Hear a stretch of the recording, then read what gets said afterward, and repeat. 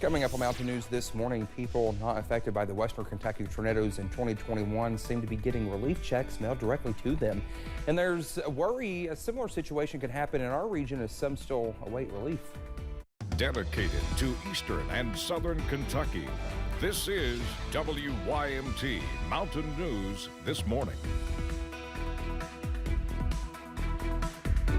Good morning to you. 6:01 here. I'm Dakota Makris. Good morning to you. It's Thursday. It's a cold one, and well, some of you might be waking up to seeing some snow. Let's head over to Brandon for a look at our forecast this morning. And Brandon, question for you. So obviously, you know, the big news today is Punxsutawney Phil. Right. He might see his shadow, he might not, and that's how he forecasts. So is that how you forecast the weather? Is if you see your shadow? No, I have a weather or a farmer's almanac at the house. That's what you use? That's what I use. Evan and I, one time, we went somewhere, I forget where it was, and there was a farmer's almanac. I said, Evan, you need this for your forecasting, right? He said, you're right.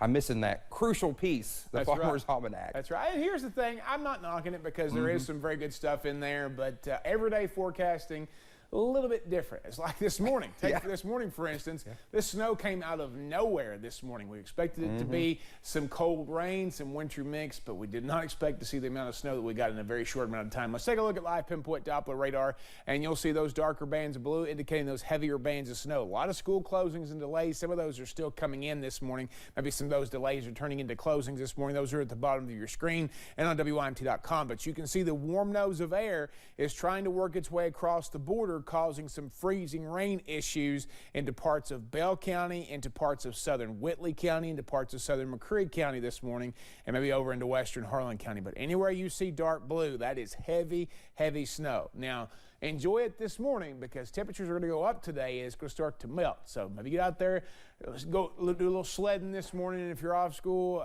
Again, because the temperatures will go up today and this thing will be a thing of the past pretty soon, if not today, tomorrow for sure, because you're already seeing some melting there on Jenkins Mountain going into southwestern. You got a report out of that area earlier said that the road over on the Jenkins side was a little bit slick, but the road on the Virginia side in a little bit better shape. So just kind of keep that in mind. I do have some sporadic road reports are coming in. If you have a road report, please pass it along to us because we're getting a lot of questions about that. Winds coming kind of out of the south right now, so that's what's pushing those temperatures up. Even though they're not blowing a little bit, I wanted to show you the current direction so you could kind of see which way they're coming in. So a little extra to max warming needed on your coffee meter this morning, unless you're a little further south, a little bit warmer down to the south, and that's creating some of that wintry mess regardless. So wherever you're at, be careful this morning unless you're just seeing cold rain, and still be careful because the roads could be a treacherous bit out there to start the day. Now 40s this afternoon, we'll take all that out of play. The moisture should wrap up by later this afternoon as well. Dakota?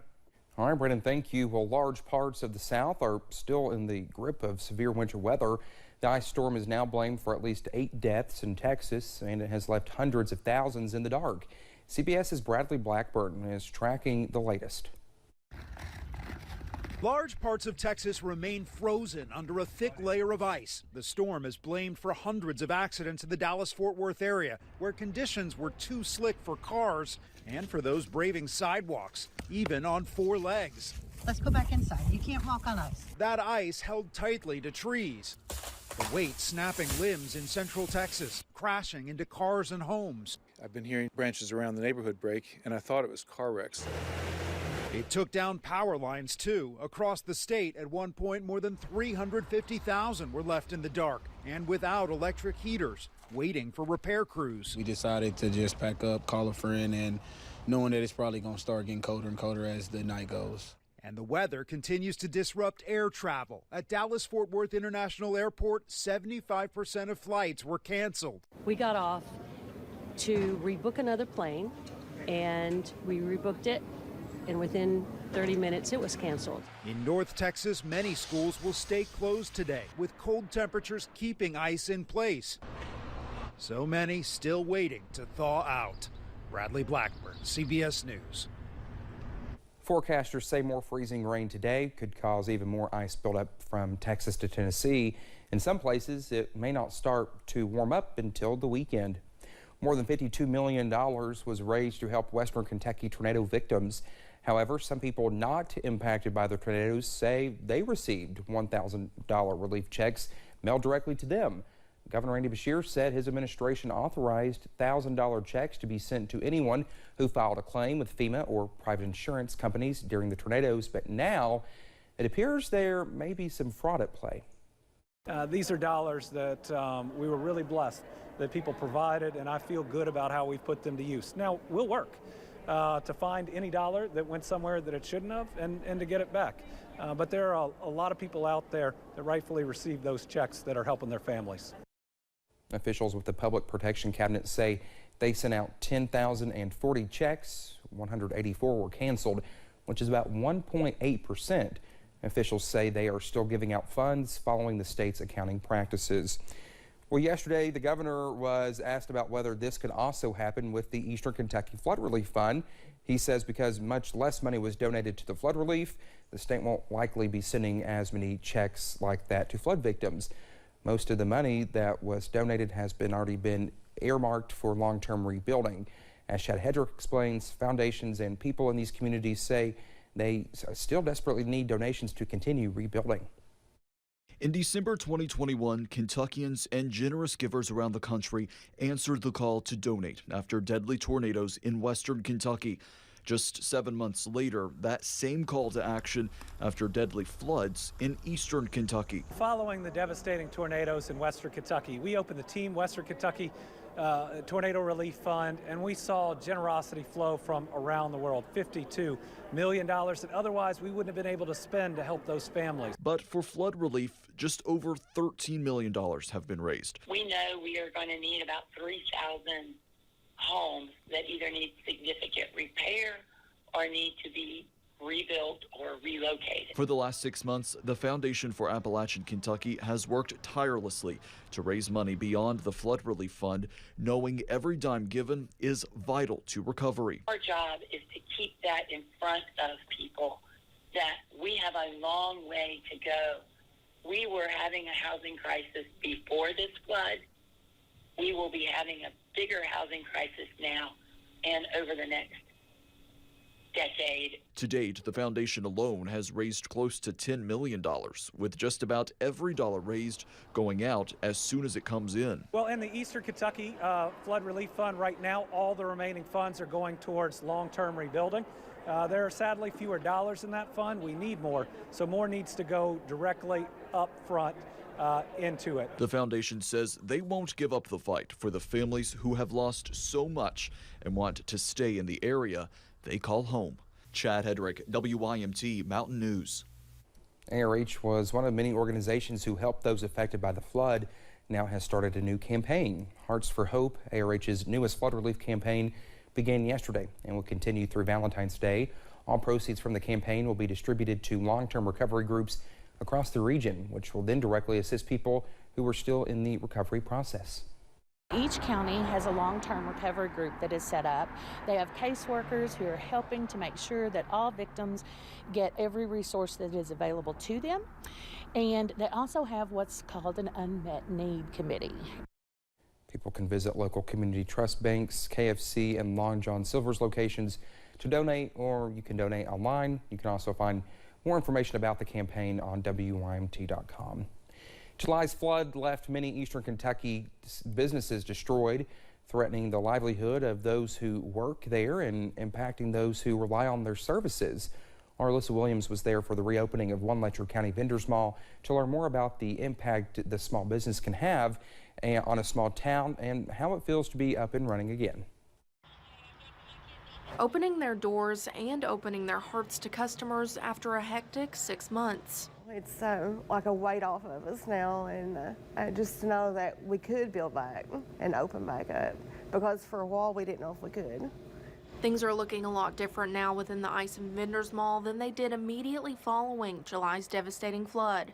I just started crying, and my whole world was gone. You know, we had worked so hard for 7 years to build this business up, and just to see it all washed away in an instant, it was life-changing.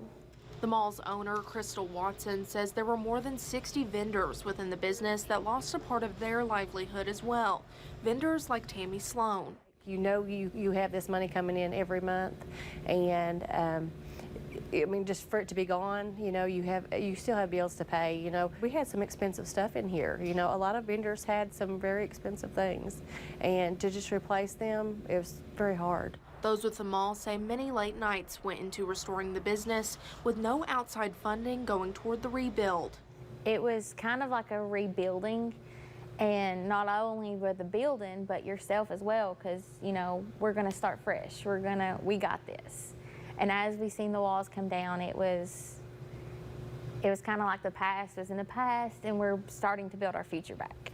After months of preparation, the Vendors Mall is up and running once again, not only providing discounted prices to a hurting community, but also offering hope to other businesses that they too can come back better than before. We're like a phoenix rising out of the ashes, you know, and not just us, everybody that has rebuilt from the flood. You know, you feel like you've beat the flood. You've not let it drag you down with it. In Isom, Alyssa Williams, WYMT Mountain News. Isom Vendors Mall owner Crystal Watson adds she estimates with inventory and other materials, the business experienced a loss worth $250,000, but she says now that the mall is up and running again, she hopes to expand the business to offer other services for the community to use.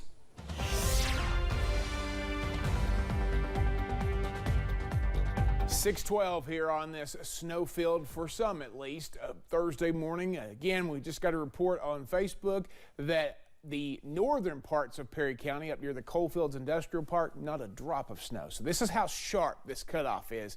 Anywhere from Hazard south toward the border, pretty rough down that way. Hazard west and Hazard east too, toward the borders of the other states. Again, pretty rough. And you can see the line here on Live Pinpoint Doppler radar, although the warmer air is trying to push in from the south. So if you wake up to snow this morning, it's probably not going to be around for too much longer. But anywhere between Monticello down through Williamsburg, over through Barberville, Pineville, not even Middlesboro anymore, but Pineville, Harlan, Cumberland, over toward all of Letcher County, southern parts of Pike County. I'm talking about Dorton, talking about south of Hazard near Carr Creek Lake, those areas into southwest Virginia. The areas that the heaviest bands of snow are moving through in the darker blue, that's where you're going to have some issues this morning. UVA-wise, not a whole lot of action there, but again, let's wait for it to come back just a second. It glitches every once in a while, but I want to show you the campus view they've got set up there. Low visibility out there this morning thanks to those heavy bands of snow, so just continue to be careful. 29 in Clintwood, 32 in Wise, all snow over that way, 31 in Grundy. 36, though, in Jonesville, and 34 Harlan, Middlesboro, and Jacksboro. So probably a freezing rain, a cold rain, or a wintry mix in those areas. 41 this afternoon. Clouds will linger, but the chances for moisture will move out, and everything you've got on the ground out there right now should melt later today. Dakota? All right, Brendan, thank you so much. When we come back here on Mountain News this morning, during the funeral for Tyree Nichols, his family and civil rights activists call for justice and changes to be made in Washington, D.C. Stay with us.